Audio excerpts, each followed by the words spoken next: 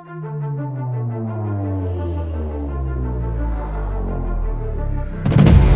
can be only one podcast, and may be the Prince of the Universe. Hi, folks. I'm Matt. Who's holding that Prince guitar? Hey, it's Wes. Oh, boy. I love that Heath said, I hate that I wore shorts. It's like, man, of all the things you could hate, that would be low on my list. Now, you know he's on that Opazemic now. Yes. Well, I've been part of that trend, too. Oh, yeah? Yeah, I was Really? on. Yeah. I got Pardon down. me, I didn't think you needed that. Well, thank you. I hold it differently. Okay. But, I got down to 209, which was the lowest weight I'd been since I moved back home in 2008. That was 30 versus 47. Yep. All right, then. Yeah. Since I've been off of it, this surgery, man, I've been eating ice cream like I'm going through puberty. It's a big mess. So you'll be back on it next year. I'll be back on it next week. I'm not letting skinny girl summer get away from me. You know, Bruce is on that. So Bruce is thin man now. I was happy to hear Bruce return to the podcast. I hate that I didn't bring that up previously, but it's good to hear the original crew get in there and talk. It's good. He's still working his 80-hour shifts and everything, but every blue moon we come together. So it was good to have him back on. It was good to have a bunch of special guests, and maybe next week we'll have Heath on. Why do you think people... Go for it. What do you say? Y'all have talked a lot about Daredevil. Yes. What do you think? What is the number? If you could narrow that Daredevil stuff down, where is the miss? The miss is they did the whole first season over again, where he's, moping around, not being Daredevil, and then they finally give him his costume again at the end. And we've already seen this before. The whole moping around that the city isn't fair, and then finally. But don't you think the moping around was kind of because of the death of Foggy? I get it. But oh my goodness, for 8 more episodes, and we have to have that stupid trial episode where he just once he gets free on the street, you just shoot him in the head. So what was the whole point of the episode? I thought that was odd. I thought there was a lot of stuff that we just been drug through the mud. We've seen. I was excited by that because I was like, man, that's some old school comic stuff. Yeah. That character, I can't remember his name. But yeah, but White Tiger. I was like, I kind of like remember him in like Defenders comic books in I like think the he was early 70s. 80s, late 70s. Yeah, because his costume was very inspired by the fashion at that time. By the fashion at the time, that's correct. But probably so. But yeah, it was. I mean, I enjoy Daredevil, and I enjoy it, like you said, for Kingpin because I feel like he's just doing Vince McMahon. He's great. I mean, he is being Vince McMahon from 1998 till so great. Vince McMahon got exiled. But I feel like that character is so just like, ugh. When is the Vince McMahon Dark Side of the Ring episode? I don't think that'll ever happen. Oh, you don't think so? No. I don't think I don't know how much meat is on that bone that has not already gotten out.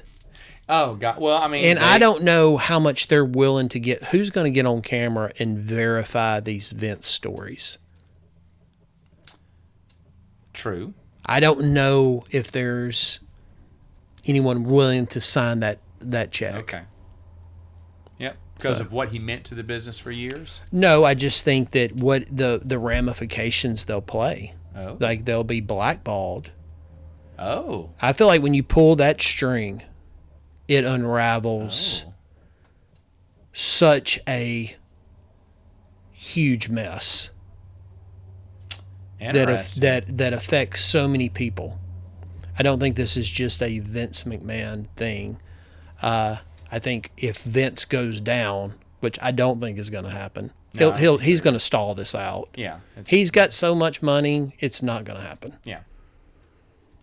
Okay. Well, Dark Side of the Ring. Yes, folks, it's that time of year. And when you're buddies with the president, I don't know how much higher up the food chain you can go. There you go. To get hey, buddy, cover me on this. Yep. I mean, God, jeez.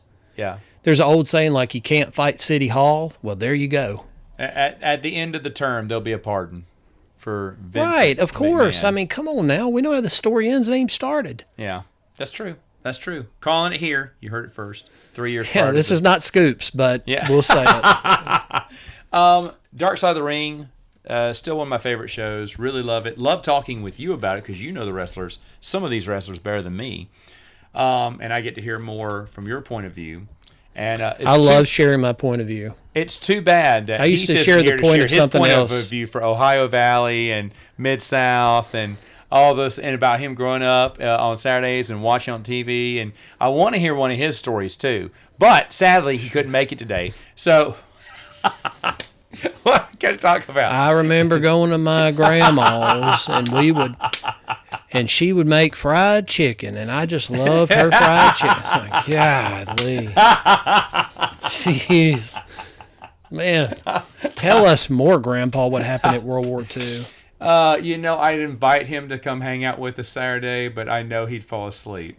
He's so concussed. I mean, the fact that he is so successful professionally, has raised 2 dynamite kids, Yeah. has a successful marriage, God bless him. Yep. Because, man, the caution light is always blinking. It is never green. Godly. Oh, okay. Good deal. Good deal. Dark Side of the West here now. It started off with the Mick Foley Hell in a Cell, which Yeah. I was kind of surprised they did. That's very well known. What more can you add to it at Agreed. this point? There has been documentaries about the match. There have been countless interviews. So my question is, what did they bring new to the table in this one? I mean, I enjoyed it nonetheless. Go ahead. I think the only thing that they brought to the table was how that would not happen ever again. True. And, well, yeah. Yeah, True. the show would stop. Not like the Owen thing, but like a performer that hurts themselves and then is like, he is totally out of. Yeah. He doesn't know where he's at, He's concussed at this point. and he is running on this crazy adrenaline. I think that they're careful not to showcase how bad off Foley is, and what his body, all the surgeries he's had. He hints. Yeah, that but my he's gotten some God, hits. 350 pounds at different parts of his life. He can't. Yeah. And you go, well, he just got to eat less. Like, dude, he can barely move. Like, you're not Yeah. gonna burn anything if you're. If he can't move. Yeah, It's he's got bones just- fused together at this point, Oh yeah, man. and everything aches because it's twisted, it's been broken, mended several times. I think that's the story of it, is just how insane that was, and the fact that he got up for round 2 and he did not die. Yeah. I mean, he easily could have went to sleep that night with a brain bleed and just died. Yeah. Easily. Kind of surprised Undertaker wasn't on this. I think he picks his spots. Okay. I think that unless This is it's kind of iconic. it is, but it's not a WWE produced thing, and I think Taker is very. Oh. He is okay. not going to do anything that is Oh. not under that banner. He's a company man through and through. That's respectable. Yeah, I think that, and I think that's why he's still seen with Vince in public, and he's one of those guys that it doesn't bleed off on him. Wow. Interesting. That's a good point there. Yeah. It was a nice way to open it up because even the most casual fan knows that match. It's one match that everyone will keep talking about. I think they have to open it up with a big title like they normally do, and they're getting so low on what story has not been told. Well, that's what I'm You almost saying. have to tell the same story with a different point of view. And that's exactly why I think they picked this one, because they couldn't find a hard-hitting opener anymore. Yeah. I'm not saying it was a weak season, although there was maybe one I didn't enjoy as much. But now the wrestlers are we're going down the ladder a little bit now, and Well, it's like we There's- talked about comics. in our pre-party talk where we said we were talking about Star Wars like we normally do, and how there's so many stop gaps in Star Wars, and then this isn't canon anymore, and like where do these, how do you actually get something out of that anymore? Then you go to a comic character like Batman, you've got 80 years, but is it 80 years of greatness, or is it 40 years of getting by at best, 20 years that's pretty good, and then 20 great years out of that? And I think that that's where they are with Darkseid. They are in the bottom third of good stories. Right. So I was going to say this question to the end of all these episodes. I'll ask it now, though. Fire away. How much longer does this series go on? It wasn't bad. I'm going to say the season as a whole wasn't bad. It definitely wasn't their best. I think it's cheap to make. As long as they can keep the costs down,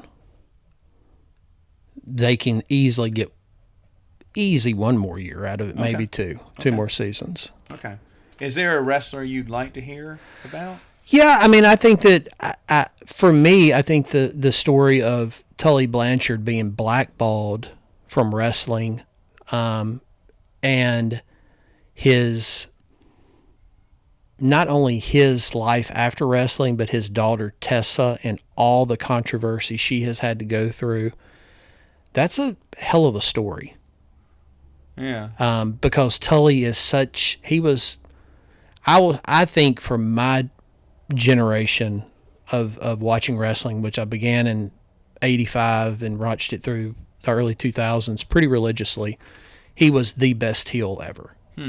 He was very unlikable. He was swarmy. He felt like I just don't like this guy. Like, if this guy was ordering coffee in front of me at McDonald's, he would be a prick. To the person taking his order, Gotcha. He would be a prick behind whoever was standing behind him was standing too close. Fair. You know, why you only have 2 copies of USA Today? Like, what? Just he would just prick you to death. Yeah. I think his story is fascinating. Okay. All right. And then to get into the Bible business, that's a whole story in itself. Okay. All right, good. Yeah, that's one I'd love to see. Well, as they keep doing draft picks, he's got to be high on the pick of this round. I would think, but especially with his daughter, his dad was a promoter. He's a wrestler. He was a college standout athlete. His brother died tragically. I mean, he was, in the original Four Horsemen, that is like the iconic group of, these wrestling stables. I mean, dude's just got a hell of a story. And like I said, and then he's got a daughter who has really stirred up a lot of mess with allegations and the way she carries herself, and just, it's a whole thing. Okay. All right. Well, hopefully season 7, that's a good one to kick off with, actually. I don't know how you could get a better story out of what's left. Yeah. Okay. Good pick. Good Okay. pick. What would Heath's pick be? Sure, brother. Now I know what you feel like when I get aggravated. You hear me aggravated on the podcast. This is fun. Okay.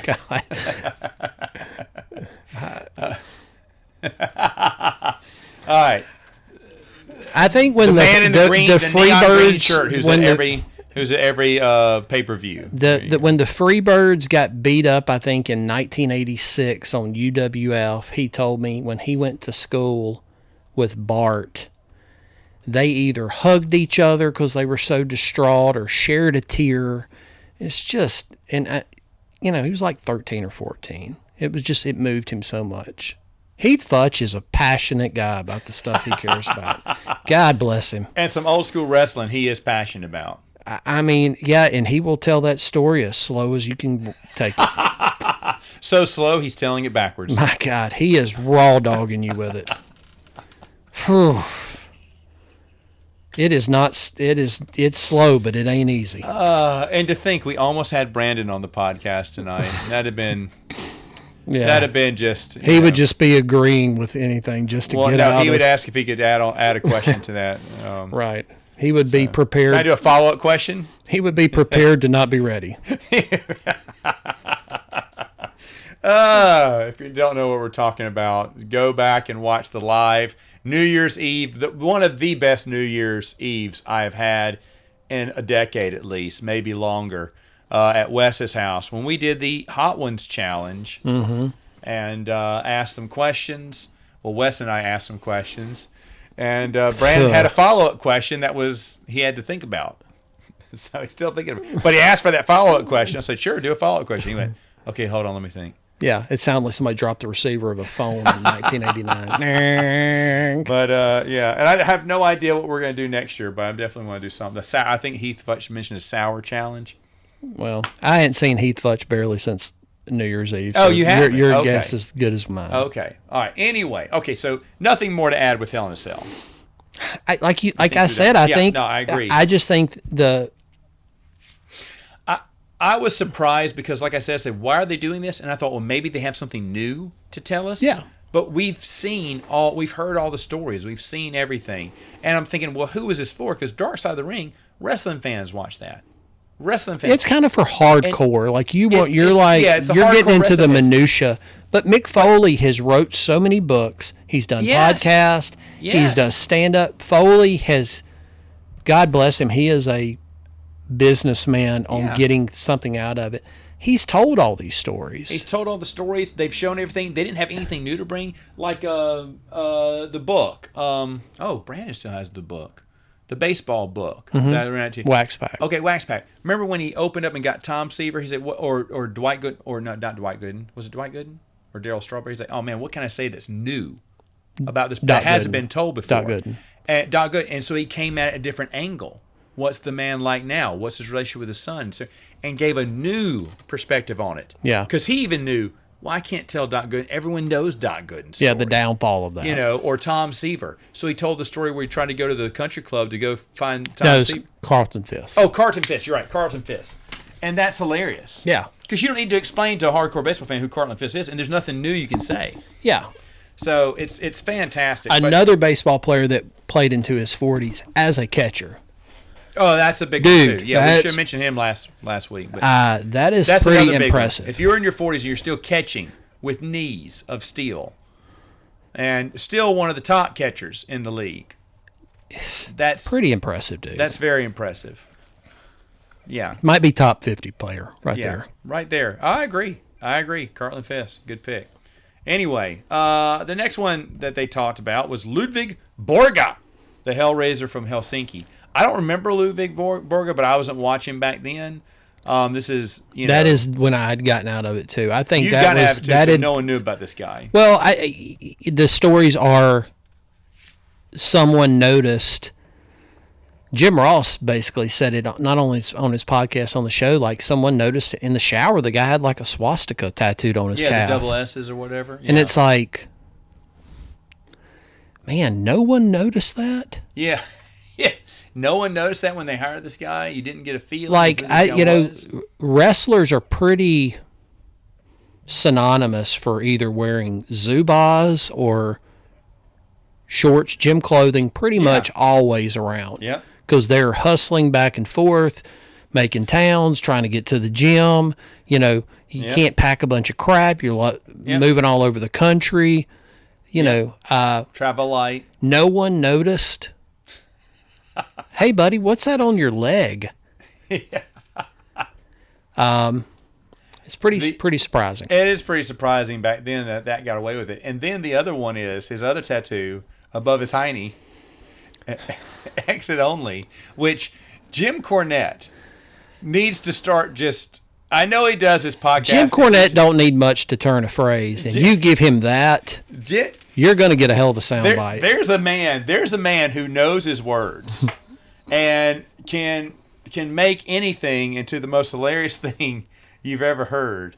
And he does this on his podcast, which I've listened to from time to time again. But seeing his face and, as he's explaining why a guy feels strong enough to have the words exit only tattooed above his arse is just hilarious. It's probably, I want to, and someone's probably done a super cut of this because I started cackling Jim Cornette makes me laugh. I love when he gets choked up, too. Oh yeah. Well, I mean, he is just but that doesn't happen as much. yeah. I think Owen Hart, he got choked up on that interview. Yeah. And then, who was that kid who died of an aneurysm or whatever? Chris Candido. I think didn't he Yeah. tear up over him too? Yeah. Yeah. So I think He those were the kind of two. broke Candido in to the Yeah. business. So to a there's certain degree. and then in this season he gets a little overclipped as well. But and I love that because that's the passion that Jim Cornette is. You know, he's just he has nothing to lose or gain, so he just lets it rip. he just lets it rip, and it's just so good. He's just got to see that red light come on, and you're ready. It's just. I mean, Chris Jericho, narrator. I'm assuming he's the one. Is that him asking Yes. the questions? Well, no, every he once in a just while you hear someone- narrates. No, that's one of the Dark Side of the Ring guys asking. Oh, is it? questions. Okay, 'cause Yeah, I Jericho's couldn't tell. just voiceovers. Jericho just voiceovers. Okay. Yeah. All right. So it's the narrator because every once in a while you hear someone say, "Is that Chris Jericho again?" No, it's one of those guys. I can't remember their names. But I mean, still the Dairy Queen. I mean, just Well, the whole Ludwig Borga too. I didn't realize he had so many acting gigs. I mean, the guy got Yeah. roles. and I remembered him in Die Hard 3 with a Vengeance. yeah, I was just remember him. like, dang man, the guy got some. I mean, that just shows you a different time when you could be in Hollywood. I don't know if you could have a swastika tattoo on your calf and go for an audition, and that did not get around, Yeah. and someone would go, no thanks. Yeah, no thanks. But This back is not a Diddy party where it happens at 3 a.m. Like, this dude is just walking around in 1994 with that and getting gigs. But not only that, getting elected in Finland to Parliament, It just shows that all Just of different times. no Didn't matter hide who he was either, no by matter the way. what country you live in the world, people that are crooked are going to be politicians. He didn't hide who he was, by the way, either during the election. Oh no, he leaned into it. He went all in, and I'd never heard of this because Finnish politics in the 90s wasn't really a hot topic. News Star was not covering that. Yeah, our local newspaper not covering it at all. That was not making the accent part of the paper. But then wrestling papers back then never covered something like that. They were covering the Yeah, that dirt was sheets so and other off things the radar. That was so he was a forgotten wrestler who had a little bit of notoriety, moved on. Yeah, because and where you no gonna one find was- this footage at? No one was keeping tabs on him, and no one felt like it was that big of a story because this is about wrestling, not about politics. So today you'd have someone reporting on yeah. it. Today you would, definitely. But back then, it was the newsletter just talked about the dirt you wanted to hear and what you got and what was happening backstage. And What I like about Dark Side too is when they get into these kind of topics that are so like you got to kind of dig around for it. The footage is so grainy, and I'm like, it adds a little authenticity to these stories when the footage is grainy. It's kind of what made ECW good. It's not slick. Right. Now, you had said earlier that, you were a big fan of wrestling in the 80s. Yep. And then somewhere in the 90s, that dark age that a lot of people left, you left as well. Sure. And then started getting back in mid-90s Yeah. like everyone else. Correct. And everything, Yeah. Jump back in. Yeah. What was it? I don't know if I ever asked you this. What was it that made you to say, you know what? I'm moving on. Or that you thought you were moving on? I think I moved on. Because your favorites had to be still there. Or some of your I favorites. think once the Hogan Warrior WrestleMania,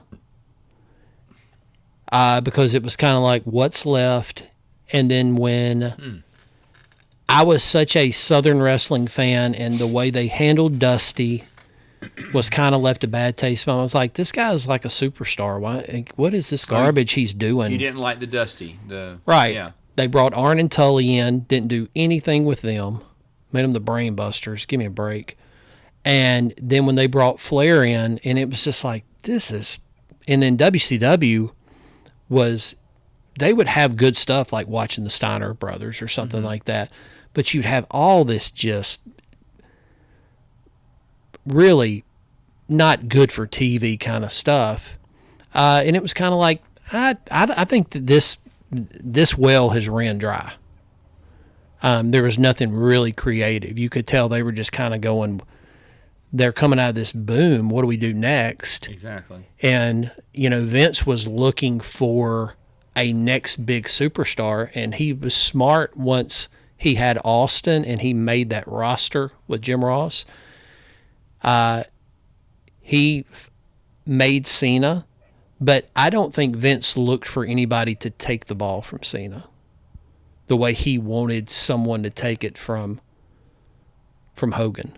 And I don't think he didn't want to give it to Austin. He wanted Shawn to run with that thing, and Austin blew the business up, and it got so hot Vince didn't know what to do at that point. He just rode the wave and then went public, made the XFL, and then just screwed it all up by letting Austin become a heel. That was a big screw up. That was a terrible decision, trying to shake things up because they felt like they were getting erupted. But it wasn't. That thing would have gone on forever. That was Hulkamania. To say it was bigger than Hulkamania. Yeah. No, if it was in Steve Austin is the biggest star ever in wrestling. Yeah. I don't think. I just he offered so much credibility. Like, you watch that and you go, I believe this. Like, I know this is fake, but I believe this guy is not playing the role. I think this guy is like Tully Blanchard. I think if Steve Austin went through the Dairy Queen drive-thru when they messed up his order, he would pull his F-150 over and walk in and go, damn, son, what's the deal? You can't get my order right? I waited 10 minutes. Yeah. I think that's who that guy was. Been him. He was that guy, yeah. And again, that connected with so many people. My roommate at the time, who was not into wrestling, he saw me watching wrestling, and then he got into it. But why? He said, that Steve Austin guy is pretty fun. I get, because that's who you want to be. Beer drinking, waving, it was no. It was authentic theater. Yeah, it like, was. It's kind of like that. That was. It's kind of like Flair was Flair. I don't think anyone watched Flair and goes, I wonder what Flair's like on a Thursday. The same way he is on Saturday. Yeah. Electrifying. I mean, his Eric Bischoff, when he came back to the WCW and gave his little speech, and was just fired up. Yeah. I mean, you got the tingly. Yeah. Remember we watched that. Yeah. I don't know if you remember that. We watched it at the at Cards and Coins. Yeah. Together, because you weren't going to miss it. And I had priorities back then. Thankfully, it was a Monday night, so very slow night for the mall back then. Yep. Now every night's a slow night, but but it was a slow night, and you said, we're watching this, Cuckoo. So we sat down. He came out and delivered a fiery one, and everyone got the goosebumps. It was fired up because you. And then it was like everything else with WCW at that point. It started off like, oh my God, this is going to be really good. And then 3 weeks later, you're like, nowhere. Boy, they dropped the ball. They didn't know what to do with it. Thanks, Hogan. Anyway. Hogan comes in like bad water. We're after Ludwig Borga. Yeah, so Ludwig Borga, I didn't know him. You didn't know him either. But the whole time I'm watching this, I was thinking, is this someone that Wes knows and who can tell me more about? Yeah. But it doesn't seem like he wasn't even around long enough. Well, that's what I was going to say, because I thought about after it was over, I was like, okay, that was decent. But then in the back of my mind, I was like, okay, but it's more about his political career that was the interesting and like one. What was he involved in his personal life? Yeah, because it wasn't really about his wrestling. They gave him a year to run, and they were like, "There's nothing here. You're not working out, so move on." And then I agree, all the cameos and all the big films and stuff. That's pretty impressive. That he went on to be who he was in in Finland with his politics. That's really interesting. But that's not I'm not thinking that's a wrestling story. It was a guy who wrestled for, like you said, just a short time, and I think that's something that probably you could even look at and go, if he would have came into wrestling 10 years later, could they have gotten that out of him? Instead of him showing up in 93. Man, not the way he was shooting those promos. In 2003, I mean, could they have... I think if you would have put him in 2003 WWF... You think he would have fared better? I think he would have fared better if they would have just said, yeah, let him be a maniac. Yeah, let him wear the swastika. Vince did all kinds of crazy stuff then. He's having a better character. A wrestling match against Shawn Michaels and God. I mean, come on. Don't tell me Vince would not put somebody on TV with a swastika. Yes. You're right. They would have put him in a stable maybe with other people, help him out, something like that. I agree. Anyway, those are the first 2 episodes of Dark Side of the Ring. We'll be back with more episodes next time on Princes of the Universe.